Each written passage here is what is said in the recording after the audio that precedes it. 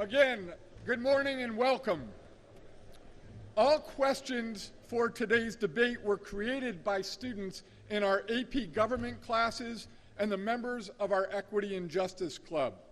Students serving on the panel today are Dwayne Jones II from the class of 2023, Connor Luzon-Sachs, class of 23, Henry Murphy, class of 23, Alex Schmidt, class of 23, and Luke Russ, also from the class of 23. Mr. Pat McHale, a social studies teacher and alumnus from the class of 1987, and Mr. Lina, a 40-year veteran social studies teacher and the originator of the SJCI debate, will serve as the moderators of today's debate between Senator Sean Ryan and Senator Edward Rath. At this time, please welcome both candidates to the debate stage.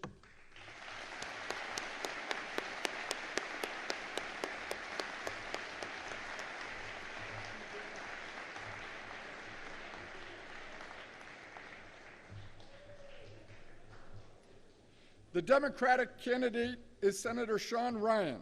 He has served the people of Western New York in the state Senate since 2020. Before his public service career, Senator Ryan worked as a lawyer, including for Neighborhood Legal Services, the Learning Disabilities Association of Western New York, and Legal Aid Bureau of Buffalo. Senator Ryan was raised in Lackawanna, the son of a teacher and a firefighter. He's a graduate of SUNY College at Fredonia and Brooklyn Law School. He resides in Buffalo with his wife, Catherine Creighton, and his two daughters. The Republican candidate is Senator Edward Rath.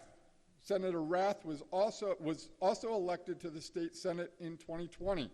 He serves as a ranking member of the New York State Elections and Local Government Committees. Prior to being elected to the state Senate, Senator Rath was an Erie County legislator for 13 years. Senator Rath is a graduate of Syracuse University and received his MBA from Canisius College. He is a lifelong Western New York resident. He's married to Amy Rath and father to 3 daughters. Gentlemen, thank you so much for your service to our community, and thank you for agreeing to debate in front of the St. Joseph's Collegiate Institute student population here at the 38th annual SJCI debate. To get the debate started, serving as the moderator of today's debate, please join me in welcoming Mr. Ted Lina.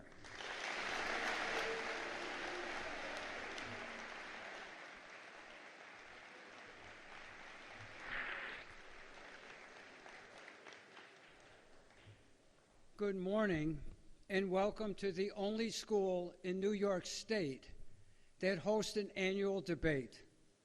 This year, we are proud to host the debate for New York State Senate. The debate this morning continues a proud tradition that began here in 1984. Over the course of the last 38 years, we have hosted every debate for Erie County Executive. We have also hosted debates for Erie County Sheriff and District Attorney, as well as the House of Representatives and last year, Mayor of Buffalo. This morning's debate is the first time since 2010 that we are hosting a debate for the New York State Senate.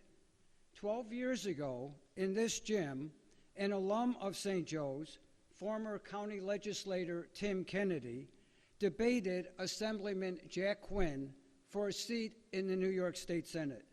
Senator Kennedy won that race and is still in the Senate today.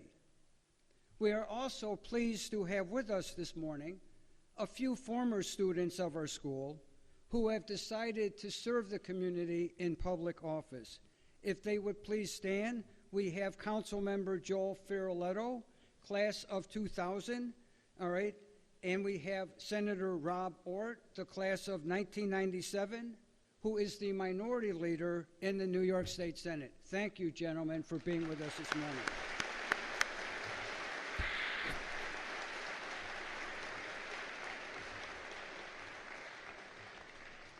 Although only some of our students with us today can vote next week, most of them will be participants in this important political right in the upcoming elections. So here we sit in our gym on Kenmore Avenue, at our place that is our home away from home. 233 years after our Constitution was adopted. Public forums then were a mainstay in the early days of our nation. But unfortunately, they have been replaced by slick campaign commercials, sound bites that tell us virtually nothing about the candidates or the issues. Unfortunately, there is a trend locally and nationally to limit debates or to not debate at all. As a man that has spent most of his life teaching American government, I find this extremely disappointing. Political debates allow candidates to explain their position on current issues and allow citizens to become better informed. I encourage everyone here this morning to pay close attention to the exchange of ideas. You are getting information that the general electorate will not be receiving this year. The New York State Senate, along with the State Assembly, was created by the New York State Constitution that was adopted in April of 1977. This document was adopted 12 years before the United States Constitution was ratified in 1789. One of the most significant contributors to our federal Constitution came from New York and has a popular play named after him. Of course, I am referring to Alexander Hamilton. Our state constitution created a three-branch government and a bicameral legislature. You see, the founders did not reinvent the wheel. They relied heavily on state constitutions that all of the delegates were very familiar with, since they were representing their state and not the United States. The New York legislature consists of a lower house, the Assembly, and the upper house, that is the Senate. When our Senate was first formed, 24 senators were elected to a 4-year term. Today, we have 63 senators that are elected to a 2-year term. The Senate and the Assembly are responsible for passing laws dealing with our state budget, criminal behavior and punishment, education policy, taxation, and public welfare. Most recently, they approved the new stadium deal that has been worked out with the Buffalo Bills, to name just a few of their many responsibilities. Before we begin this morning's debate, once again, I would like to thank our two candidates for coming. They have very busy schedules, and especially with the election next week, Tuesday. So I never take it for granted, and I'm grateful that they have done what other candidates will not always do. Thank you so much.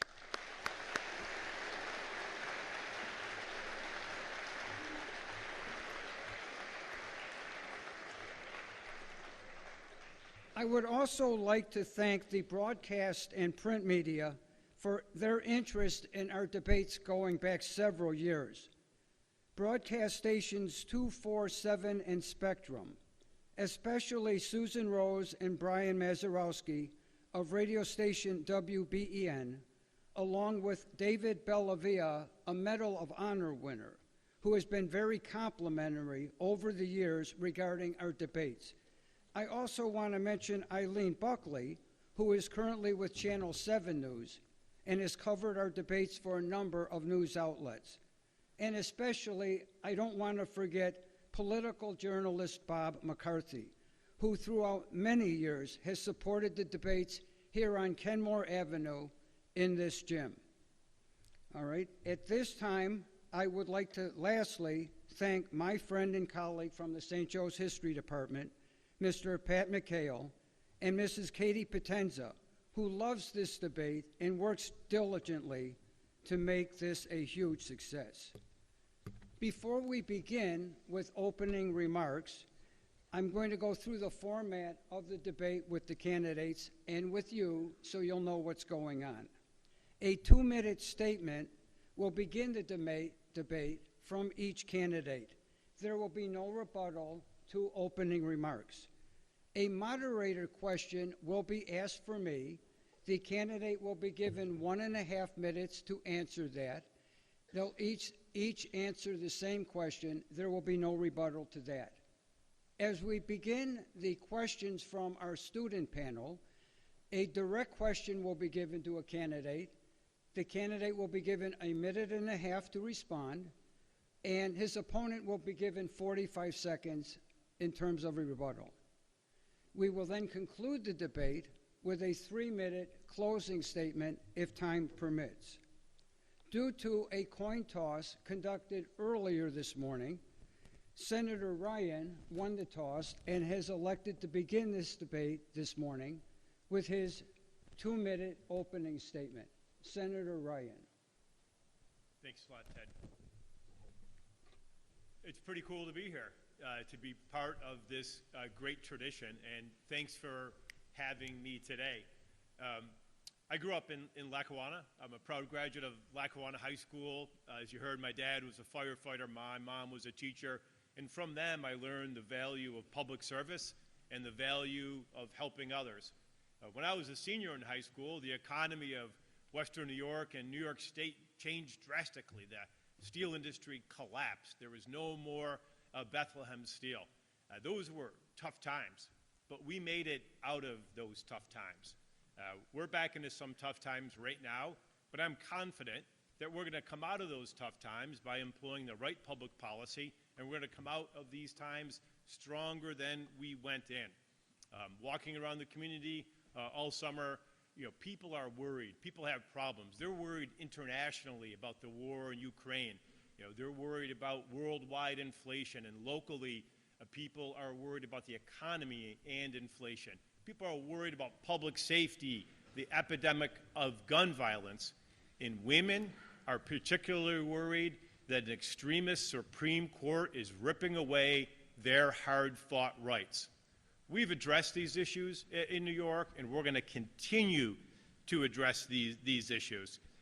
During this campaign season, you've seen pandering, you've seen fear-mongering, you've seen the twisting of facts. But I hope after today's discussion, we'll be able to cut through some of that, and it'll be clear that I have the right experience to continue in the New York State Senate, that I sit with the Democratic majority, and that I am the best voice to represent you in Albany. Thank you. Senator Rath, 2 minutes for your opening remarks. Good morning, and thank you, Ted Lina and Pat McHale, and everyone here for this opportunity to discuss and be a part of this debate, discuss the issues that are important to the people of Western New York and the 61st Senate District. My name is Ed Rath, and I am the senator for the 61st Senate District, and I'm proud to be running for re-election. I was born and raised in the town of Amherst, and I graduated in 1985 from Nichols School. Don't hold that against me, fellas. I also graduated from Syracuse University in 1989 and got my MBA from Canisius College, that is, in 2005. For 13 years, I was a county legislator before I was elected to the state senate. And over that period of time, I worked diligently for the communities that I represent. Every community that I represent, I would go out into the community talking to the leaders, talking to the businesses, and learning their issues, their needs, and their concerns. About my family, I'm so happy my wife Amy is here with me today, and we have 3 daughters, 21, 19, and almost 17. They are my motivation. They are my priority. My priority is to make sure that our daughters and each and every one of you here in this debate and forum today have a Western New York where there's jobs, have a Western New York where there's opportunity, to limit the outflow of citizens and people and businesses that are leaving New York State. As I've gone door to door this year, I've walked over 700 miles going door to door. That's farther than over to Albany, our state capital, and back, visiting 8,000 doors, looking into the eyes of the people. And what are they saying to me? What are their concerns? We have an affordability crisis in New York State. People cannot make ends meet, if it's a cost at the supermarket or the costs at the gas pump. Also, we have a crime crisis. We have to address this crime crisis and make our communities safe by repealing the disastrous cashless bail. Thank you for this opportunity. I look forward to a spirited discussion, and I welcome my opponent, Sean Ryan, here today as well. Thank you very much.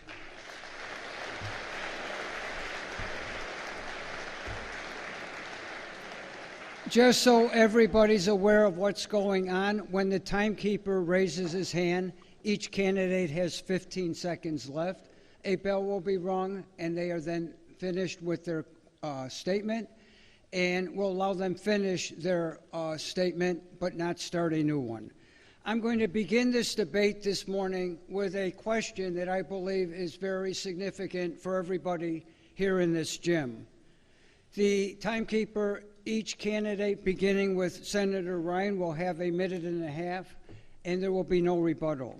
Since the attack at Columbine in 1999, there have been almost 300 additional school shootings, and several hundred students and teachers have been wounded or murdered. 23 years later, schools such as St. Joe's have made several changes regarding the security of our building. Lockdown drills have become the norm here at St. Joe's and every school in this nation. For my generation, it was hiding under a desk to prepare for nuclear attack. That had to be one special desk.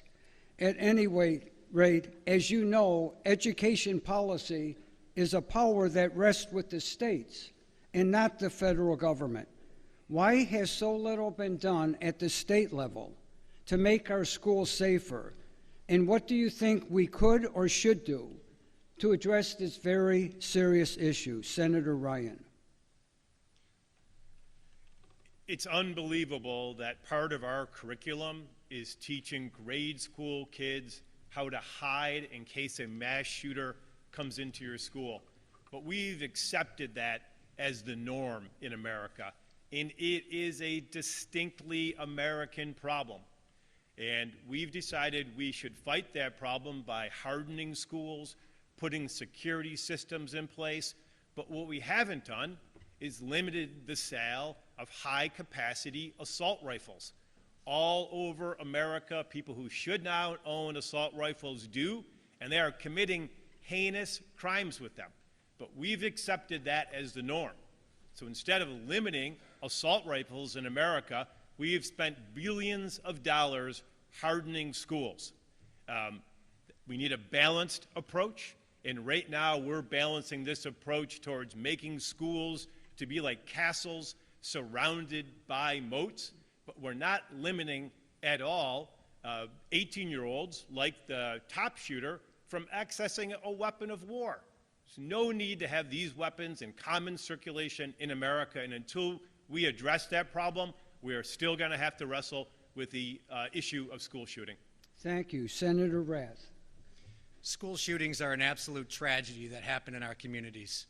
They break the hearts of each and every one of us when we read about them and when we hear about them. And the shooting that happened on May 14th in Buffalo on Jefferson Avenue hit right home. And our community responded to that tragedy with love. It responded coming together and meeting the needs and grieving together and praying together and crying together. Senator Ryan and I were both there with the families. With regards to hardening our schools, it is an unfortunate reality. One of the things we need to do, I believe, is prioritize school resource officers, making sure that the state government provides resources and support to protect our schools. Make no mistake, with regards to the illegal guns on our streets, that's a big part of the problem. Crime happens with illegal guns, not with legal guns. We need to have a plan, a strategy, and an approach for getting the illegal guns off of our streets. Also, mental health. Mental health is under-prioritized, and just recently we started to put more money into mental health. It's been long overdue out of Albany, because a lot of these crimes that happen, these heinous crimes that happen in our schools, are because of the mental health challenges of our children. Let's fund more mental health, and let's reopen what have been closed mental health clinics. This issue is a priority and needs to be focused on, and we'll get it done in Albany. Thank you. At this point, we will begin questions from our student panel. As I said earlier, each candidate will get a minute and a half for a direct question, and their opponent will have 45 seconds for rebuttal. Our first direct question will go to Senator Ryan. Recent bail reforms enacted by the state allow those accused of misdemeanors or nonviolent felonies to be granted unsupervised bail. Many New Yorkers believe that recent changes to bail laws have resulted in those accused of crimes being released on bail and committing other crimes once out on the street. According to the City Journal, recent data released by the state confirms those beliefs. For example, the rearrest rate of offenders in the state within 1 month of being released under the new bail guidelines is nearly 18%. Senator Ryan, if elected, would you vote to change the recent bail reforms in light of this new data? So we have made changes to bail reform 3 times in the last 4 years. It's a problem. People are worried about it. But the mistake we really made in New York is we went nearly 50 years without making any changes to bail reform. We made the changes. We listened to data. We listened to people in the criminal justice system. We changed it again. This year, under Governor Hochul, we came back and made more changes. But we also have to look at crime in general. Crime in Erie County is down. The only part of crime that's up in Erie County is gun crimes. So some people want to talk about bail reform all the time. I want to talk about getting illegal guns off the street and making sure that people who shouldn't have guns don't have them. Your rebuttal, Senator Rath. Cashless bail is a total fail. It has failed the residents of New York State. People are dramatically less safe than they were just 3 years ago when cashless bail passed in New York State. I will work to repeal this disastrous law as much as possible because our communities are dramatically less safe. People on the streets are concerned. Businesses are concerned. We just saw last month Kiara Benefield was murdered because her husband was pushed back out on the streets because bail couldn't be used to keep him in jail. It's high time we repeal this disastrous law in New York State. Thank you. Our next direct question to Senator Rath. Currently, New York's Minimum Wage Act requires that all employees in New York State outside of New York City receive at least $14.20 an hour in wages beginning December 31st, 2022, up from $13.20 in 2021. This is approximately a 96% increase from a decade ago in 2012 when the minimum wage was $7.25 an hour. However, it is just $3,000 above the poverty line for a family of 4. A bill currently in committee, S3062C, calls for annual increases in the minimum wage that are tied to the inflation rate. Senator Rath, where do you stand on the minimum wage, and will you support this bill if it makes it to the floor for a vote? Many years ago when I was a lifeguard in the town of Amherst, I worked at minimum wage. Was well under $5. So minimum wage is a number that is, I believe, has to be tied to the cost of living and has to be tied to the challenges for people to make ends meet. The number of $14.20 an hour, I believe, should be reasonably scaled to the inflationary pressures that people feel in our communities. Folks, make no mistake, inflation is up 8%.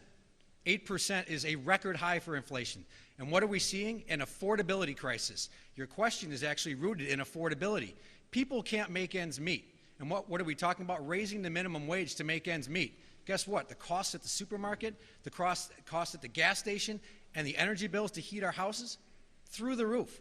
So this is one aspect, or one angle, if you will, on the affordability crisis that needs to be addressed. Albany has been tone deaf on this issue and has not provided solutions for people to make ends meet. So this issue, I will study it like every issue, read the merits of the issue, pay attention to it, and make a decision based on what I think is right. Thank you. Thank you. Your rebuttal, Senator Ryan. Albany has been far from tone deaf on this issue. When the United States government failed to act to raise the minimum wage, we acted as a state to raise the minimum wage. We looked at the economy and discovered too many people were working full-time jobs but couldn't afford to put a roof on their house, couldn't afford to take their kids to the dentist. We raised the minimum wage, and we should raise it again, and we should keep it indexed to make sure we don't fall into a trough where 20 years go by and minimum wage is not raised. Thank you. Our next direct question to Senator Ryan. The new Bills Stadium deal will keep the team in Buffalo for the next 30 years. It has a price tag of $1.4 billion. $250 million of which will be paid for by Erie County, and $600 million by New York State. Many people, including some local officials, believe that the cost of the stadium is what it will take to keep Buffalo as an NFL city. The Hochul administration says the stadium will act as a multi-purpose facility and that the economic and tax benefits will eventually exceed the $850 million in public funds that will be spent. Many New Yorkers outside of Western New York are skeptical about such claims, especially in that what benefits there will be localized and not spread across the state. Many economists, too, don't believe the huge expenditures of public funds on sports stadiums is the best use of limited tax dollars. Senator Ryan, how would you justify so much spending as a worthwhile investment for taxpayers, not just in Erie County, but across the New York State? So the economists always say that the private sector should be funding stadiums, and most communities agree with that. But guess what? That's not how it works. If you want to keep a big league sports team, the public is going to pay for the stadium. We negotiated a tough but a fair deal with the Pagulas. And you hear from downstaters that maybe we shouldn't have spent all this money. But those downstaters were awfully quiet when we put public resources into Yankee Stadium, into the Barclays Center for the Nets, and into the new home of the Islanders. Here's where it's a good economic development deal. There's a project labor agreement, and everybody working at that stadium will be paid a union wage. So everyone working there is going to contribute to our economy. That's a good thing. And the state is taking the maintenance costs of that stadium off of the county. That makes sense also because the biggest tax revenues coming out of the stadium is the income tax paid by the players. So that'll go back to the state, and the state will use that money to continue to maintain that stadium. And the biggest threat right now to keeping the Bills in Western New York is the gubernatorial candidate Lee Zeldin saying he wants to renegotiate that deal. We have a deal that's going to keep the Buffalo Bills in Buffalo for 30 years, and for that, I say go Bills. Thank you. Your rebuttal, Senator Rath. As I was driving over here this morning at the corner of Englewood and Kenmore, there's a sign that says, "This is our year, Buffalo Bills." Guess what? It is our year this year for the Buffalo Bills, and it's going to be for decades to come when we keep the Buffalo Bills here in Western New York. We are the only team in New York State, not the Giants nor the Jets. I'm a Buffalo Bills season ticket holder, have been so for decades. This is a great deal for Western New York. Yes, the state has $600 million, but guess what? We provide $1 billion a year to the New York MTA for their subway system. We also provided billions of dollars for additional projects. This stadium will provide a return on investment for our community and keep the Bills here for Western New York, and Josh Allen will be MVP this year, ladies and gentlemen. Thank you very much for your optimism. All right, from both candidates. Our next direct question to Senator Rath. This past June, in New York State Rifle and Pistol Association, Inc. v. Bruin, the Supreme Court overturned a long-standing New York gun safety law that required gun owners to show proper cause for applying for a license to carry concealed weapons in public places. Shortly after, Governor Hochul signed new gun legislation that would strengthen background checks and require live fire training for individuals seeking to obtain concealed carry permits. It would also prohibit concealed carry permit holders from bringing their firearms into sensitive locations, including Times Square in Manhattan, bars, libraries, schools, government buildings, and hospitals, as well as require renewal or recertification of permit every 3 years. Senator Rath, do you support these gun safety measures? I support reasonable gun safety measures.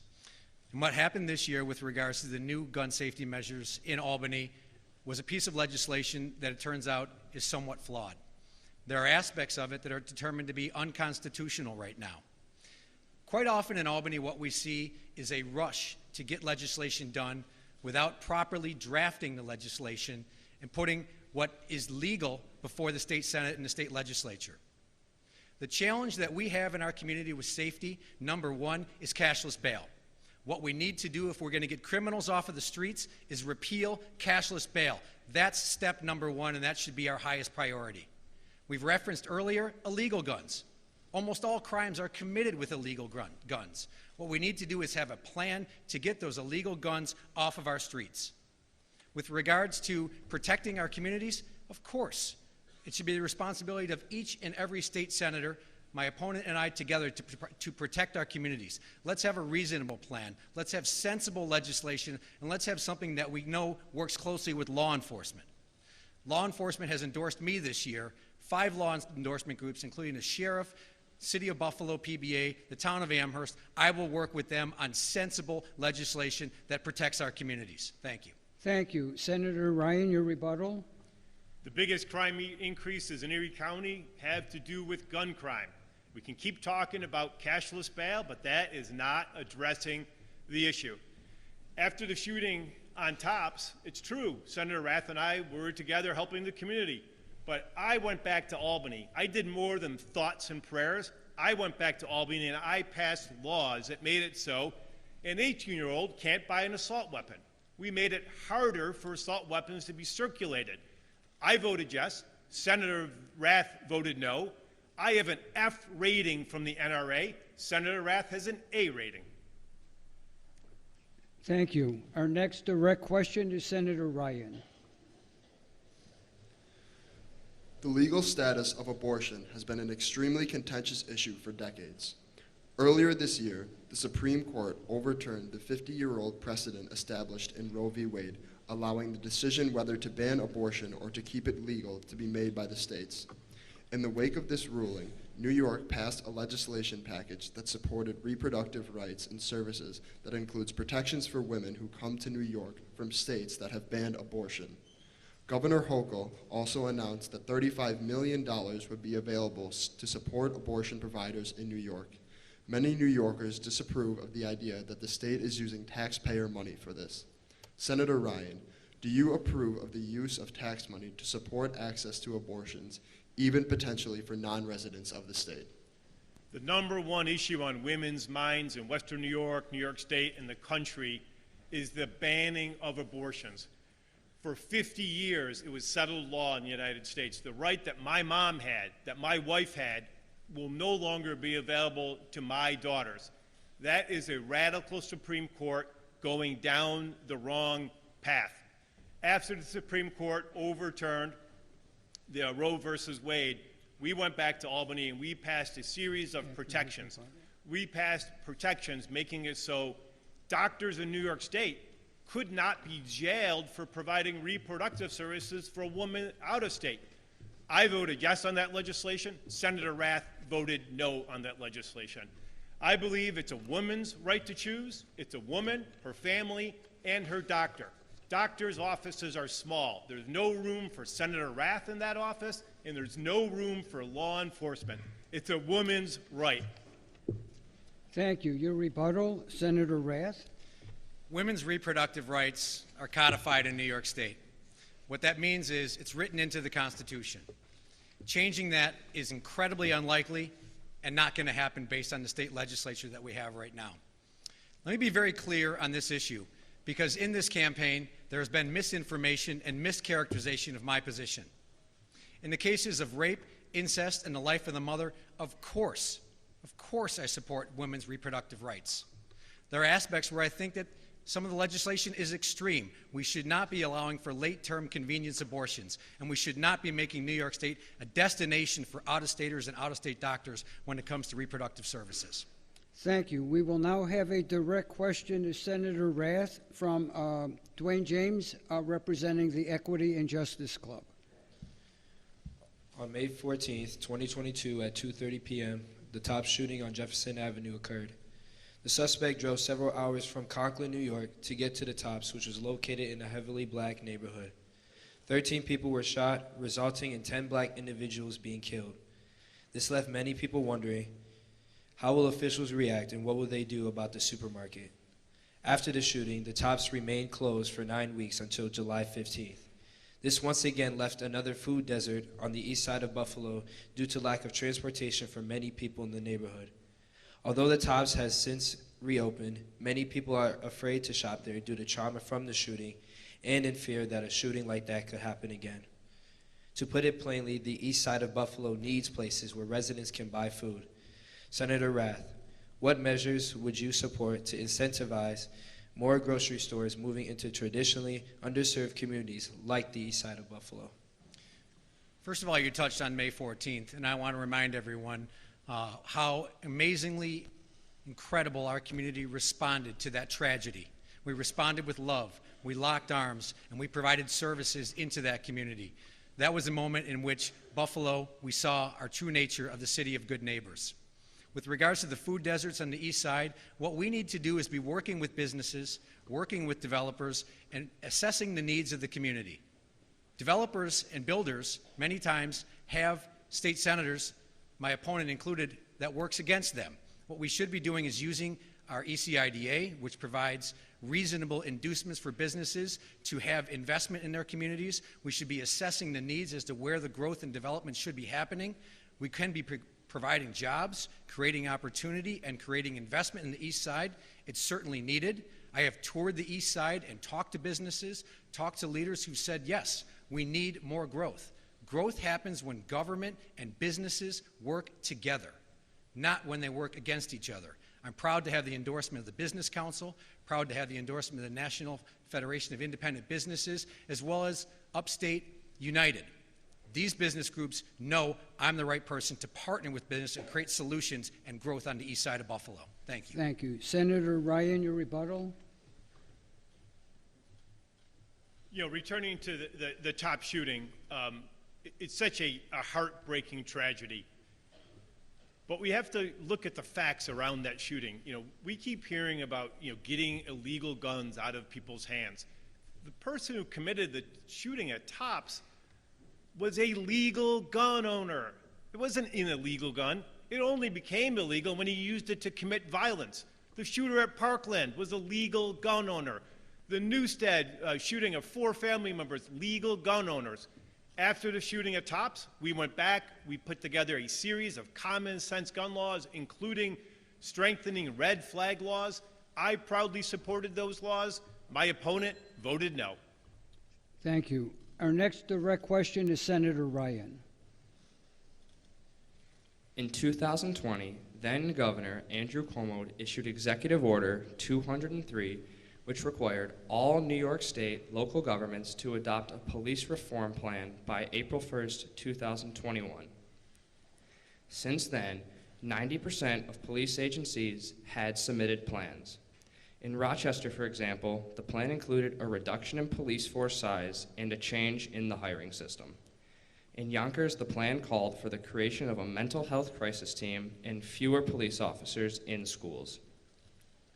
In the city of Buffalo, reforms included a ban on chokeholds and the creation of the Law Enforcement Assisted Diversion, or LEAD, which is a behavioral health team trained to respond to low-level offenses.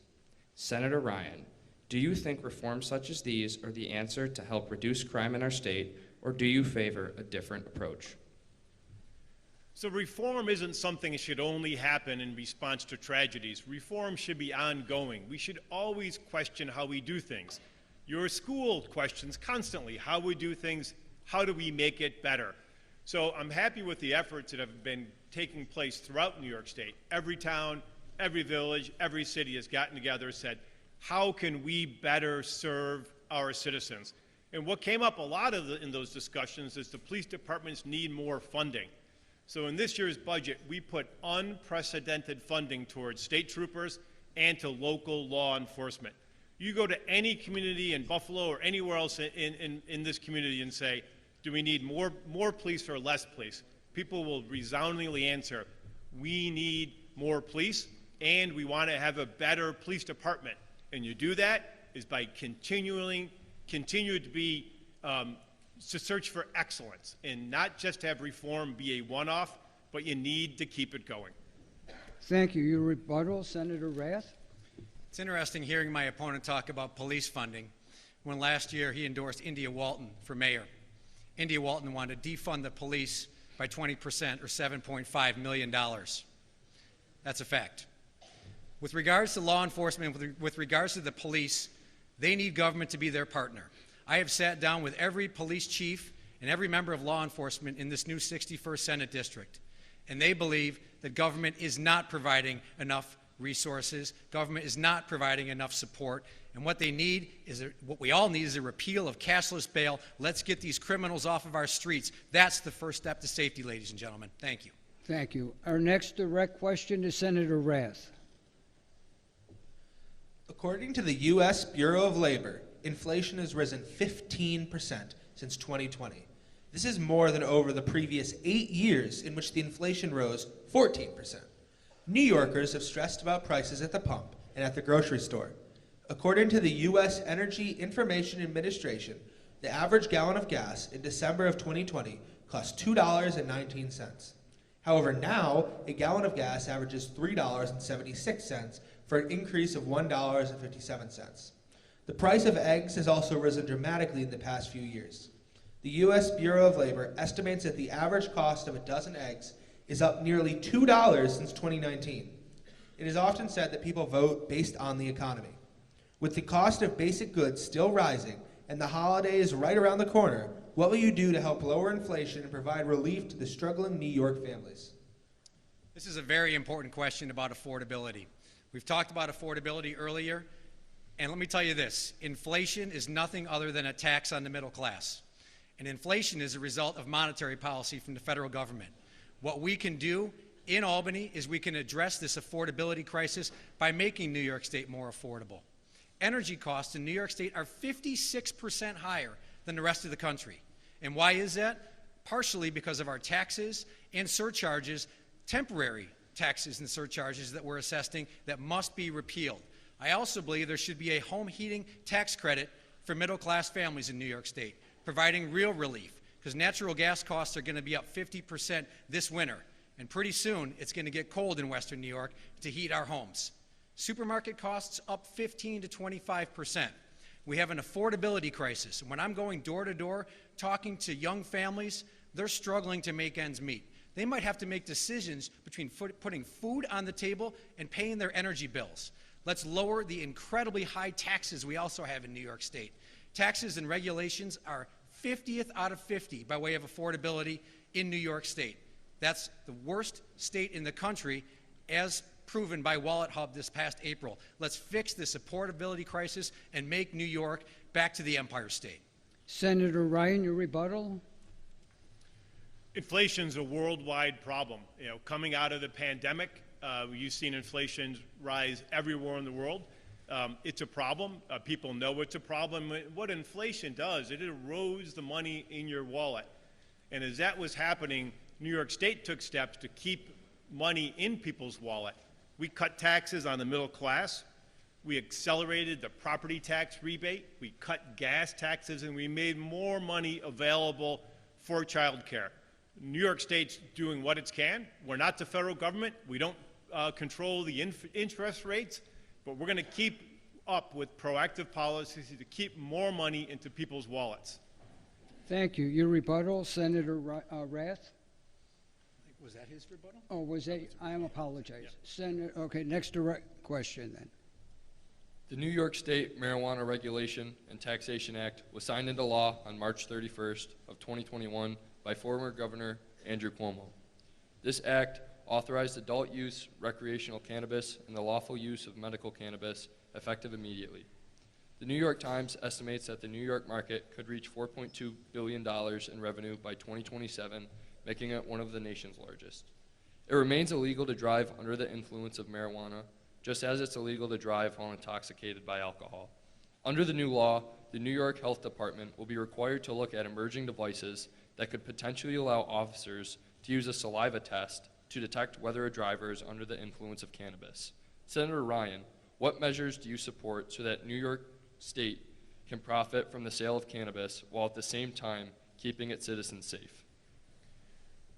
So the legalization of marijuana was a slow ship in New York State. A lot of states jumped on right away, but they didn't have the best results. Colorado launched out, not so good. California, not so good. Ontario had a very good program, but we took our time and we watched what other states did, and we also really, frankly, watched what failed in other states. So we put together a program that's supposed to be able to keep as much marijuana revenues as possible in the state. It's got to be grown here. I visited a marijuana farm. It's quite exceptional. It's got to be processed here. It's got to be dispensed here. So we're trying to keep it all in the ecosystem. We know the difference between marijuana and alcohol in a traffic stop is that it's harder to test for it. But we also know that we've trained law enforcement to do all sorts of tests to determine whether someone's has an impaired ability, whether they're drinking or using any kind of drugs. You touch your nose, you walk the line, and that's how officers can determine if somebody's impaired with or without a test. But as marijuana is going to become legalized, we have to make sure we take the appropriate steps to keep it out of the hands of children. We limited the advertisement allowed by the marijuana companies, and we need to continue to make sure that the DWI type units are trained up to par, and hopefully we'll be able to develop an easy test like alcohol. Your rebuttal, Senator Rath. New York State may have taken its time, but it still got it wrong. This piece of legislation was flawed, like so many other things we see out of New York State. I sat down with law enforcement. I sat down with mental health specialists. I sat down with addiction services specialists. They all are deeply concerned with the legalization of recreational marijuana. And folks, to use revenue as a justification over public safety, that's just wrong. We shouldn't be focused on money. We should be focused on public safety and having a piece of legislation that protects our communities.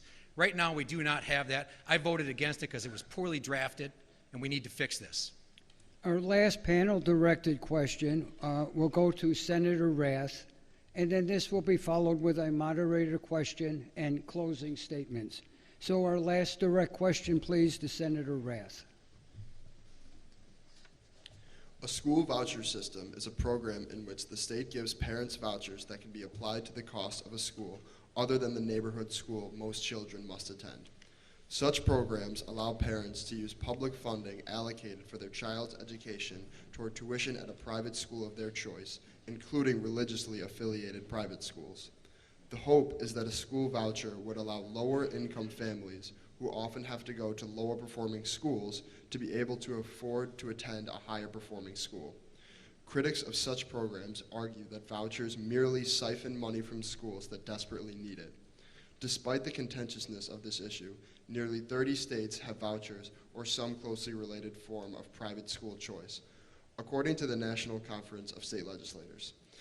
Senator Rath, do you support the creation of government-funded school voucher programs? Yes, I do support school voucher programs. It's working in 30 states. They're getting it right. We should look at the model that they're using, and we should follow that model and see what we can learn from it. New York State does not need to reinvent the wheel with this issue. Maybe just build a better wheel. Parents should have choices with regards to where their kids go to school. I went to public school through 8th grade, then I went to Nichols School, which I told you all about. A school voucher program gives parents a viable choice. Many times in our public schools, through no fault of the teachers or the administrators, schools are not performing up to par. If parents and students working with their parents have a choice to use a voucher system, it should be available to them.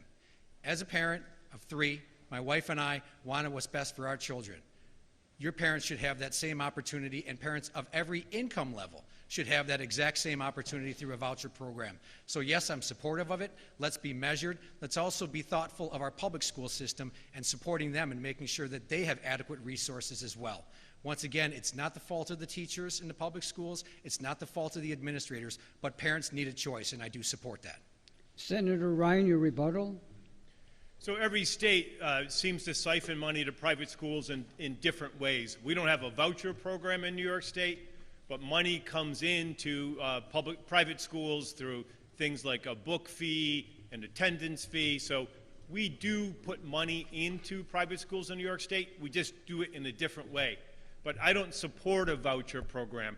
Almost every voucher program that I've looked at, it leads with, this will help give poor kids a choice. But it almost always ends up with helping pay rich kids tuition at Nichols. And it takes away from the public schools. So we have an obligation to adequately fund public schools in New York State. I'm going to continue to do that. Thank you. This question will be directed to both candidates. It's our last moderator question. We will begin with Senator Ryan, And after this, then we'll have our closing remarks. A minute and a half will be allotted. With the increasing polarization of our two major parties and the electorate as well, we have witnessed an increase in threats and violence regarding our public officials. This past week, a 42-year-old man entered Speaker Pelosi's home with the intent of kidnapping her. When he found that she was not there, he attacked her husband with a hammer. He has been charged with attempted kidnapping and assault. In June of this year, a 26-year-old man with a gun was arrested near Supreme Court Justice Brett Kavanaugh's home and has been charged with attempted murder. What do you believe has led to this increase in violence and extreme anger in our nation toward our public officials? Senator Ryan. This is a question that is befuddling America.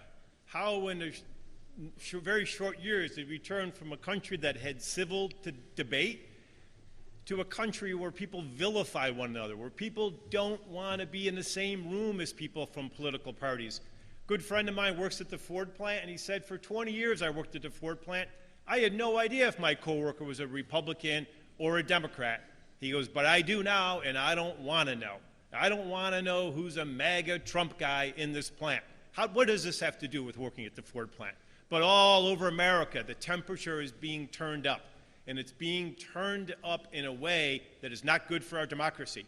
Nancy Pelosi's husband was hit with a hammer. It was an attempted assassination attempt on Nancy Pelosi. And what do we hear? We hear all over Fox News jokes about it.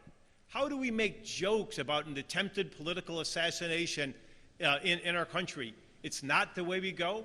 I've been in elected office for 10 years. This campaign's been different. This campaign's been disinformation, fear-mongering, mudslinging. The stuff that's been coming into the mailboxes should not be coming into mailboxes. We need more civil debates like this where we can talk with our voices down and get the issues out on the table. But I fear that we are heading the wrong way in America. Senator Rath. The polarization in New York State and in America is a huge problem. Let me tell you guys the way that I operate as a public official. Sean and I may disagree, and I may disagree with other people on the other side of the aisle, but I will never be disagreeable. There's a big difference. We should be working with open hands and not closed fists when it comes to government and leadership. I'll tell you, as we look at the reasonableness in Albany, we are devoid of reasonableness and rational thought and rational discussion. Part of that is because we have one single party in total control. Right now, I sit in the super minority in the state Senate. It's difficult for us to get reasonable dialogue and reasonable issues before people because of this hyper-partisan polarization that we're seeing. The people deserve better. This is antithetical to what the Founding Fathers had in mind 230 plus years ago when they wanted a two-party system.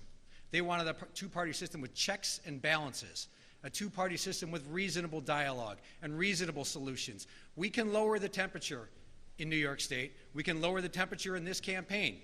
The extremism and the partisanship has been going both ways with regards to this campaign. Everyone's mailboxes have been filled with negative information and misinformation. That's not one-sided. We can fix this, and we must, because hyper-partisan needs to stop, and common sense government for the people needs to begin once again. Thank you. We will now close the debate with closing remarks, beginning with Senator Rath. First of all, I want to thank St. Joe's. I want to thank all of the moderators, Ted Lina and Pat McHale, for the opportunity to be here today. This has been an honor for me to sit here and listen to your thoughtful questions about the issues that are important to the people of the 61st Senate District. I have gone out into the community, and I have listened and paid attention to what their concerns are. And my campaign priorities are consistent with the people's concerns in this district. In Amherst last week, as I was going door to door, I came across a family. It was Grace and Brett and their two boys playing in the front yard. Grace was practically in tears, saying that the cost at the supermarket is twice as expensive as it was just 3 years ago. Brett said he doesn't know how they're going to be able to afford energy costs this year. This is a young family just starting out, and they're struggling. We have to fix this affordability crisis in New York State. It can be done, and it must be done. With regards to public safety and crime, 2 days ago I was going door to door in Tonawanda. I met a man by the name of Bob. He said, "What are you going to do to address this crime and public safety crisis?" Another kitchen table issue that people are concerned about. I said, first thing first, repeal this disastrous cashless bail law. Let's get these criminals off of the streets. Let's give judges the discretion they need for dangerousness. That's why Kiara Benefield does not have her life today, because a judge did not have a dangerousness standard to use, and her husband killed her because he was released without bail. Ladies and gentlemen, I believe that I am the best candidate to run for this office. I believe I am the candidate who's most in touch with the issues in Amherst and the Tonawandas, Grand Island, and the city of Buffalo, because I've spent the time in the public sector working in government, because I've got 30 years business experience. I know the challenges of businesses as well. Most importantly, either during early voting or on November 8th, please get out and vote. This is a critically important election.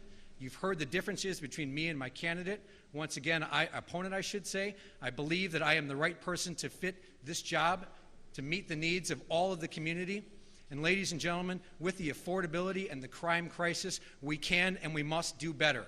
The status quo in Albany is what we are seeing right now. It's time to change that status quo and bring about real change that prioritizes citizens, not criminals, real change that lowers our incredibly high tax burden, real change that meets the needs of all of our communities, real change that gives you all an opportunity to settle in Buffalo versus the mass exodus we have seen out of New York State.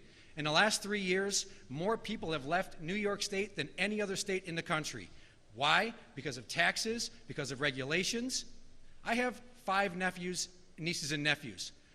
80% of them, 4 out of 5 are gone. We can and we must do better in New York State. Give me that opportunity as your next state senator. I'm asking for your support. Thank you all very much. Thank you very much.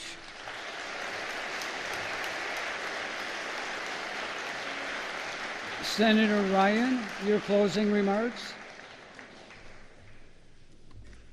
The Kiara Benefield murder was a tragedy. She was failed at every step of the system. But right now, she's being re-victimized. She's being re-victimized by politicians who are trying to score cheap points in an election year. If a woman is murdered in America, nearly half the time it's her husband or domestic partner who committed the murder. If you mix domestic violence with firearms, you have a deadly situation. I have taken steps in vote after vote to separate abusers from firearms. I voted yes on those issues. My opponent voted no on these issues. The #1 crime going up in Erie County are gun crimes. We need to have sensible gun laws, and we need to keep guns out of the hands of people who shouldn't have them. If you listen to my opponent, it's almost a dystopian view of our community. Buffalo's a community on a rise. For the first time in 50 years, we've had increased population, Buffalo, Rochester, and Syracuse. But all you hear is doom and gloom. One of the ways we increased our population in our upstate cities is by welcoming refugees. I've proudly supported more money to help refugees settle into our community, to help them integrate into our economy, into our school district. For the last 4 years, New York State has been funding programs to help refugees resettle. I led those efforts. Last year's budget, we doubled that amount. I voted yes for funding for refugees. My opponent voted no. So you sort of can't have it both ways. You know, you can't pull a wallet hub fact out saying people are leaving New York State when you live in a community that's growing. And if you look at the same Wallet Hub website, it says New York State's the 6th most affordable state in the nation. So facts matter, but it's really easy to twist facts around.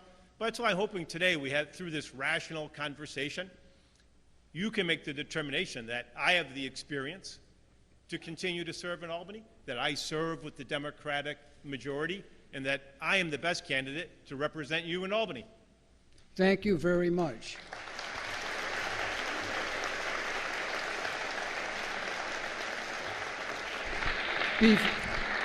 Before we present them with a token of our appreciation, I've been asked by the media a number of times, Ted, what makes a successful debate? This makes a successful debate. Why? They answered the questions. Each question was answered. They may disagree ideologically, but there were no insults, no interruptions, no cheap shots, unlike many debates that I have watched in the public arena. So I want to thank each of these two men. This is a phenomenal educational opportunity. This is what we should do and do in our classrooms, and thank you so much.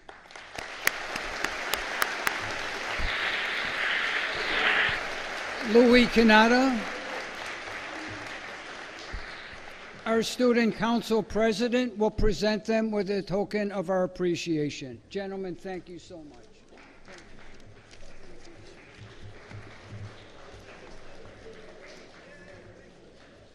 Good morning, Senator Rath, Senator Ryan, St. Joe students and faculty. My name is Louis Canada, and I am the president of Student Council here at St. Joe's. On the behalf of the St. Joe's community, we really appreciate the both of you being here today. We know that you're taking time out of your very busy schedules, and we beyond appreciate your appearance here. This debate gives our students an interesting and important understanding of the different perspectives of each candidate's viewpoints and a first look into learning about debates and politics. For a token of our appreciation, the St. Joe's community would like to present to you these gifts. Thank you so much for being here today, and the best of luck to both of you in the future. Thank you.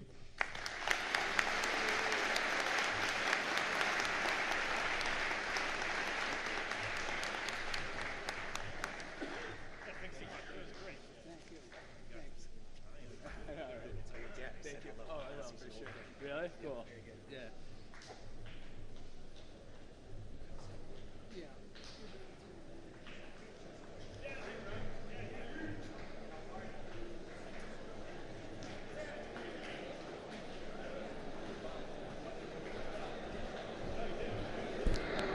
Students, you guys did a great job during the debate. At this time, you are dismissed to Mr. Spillman. What period are we going to?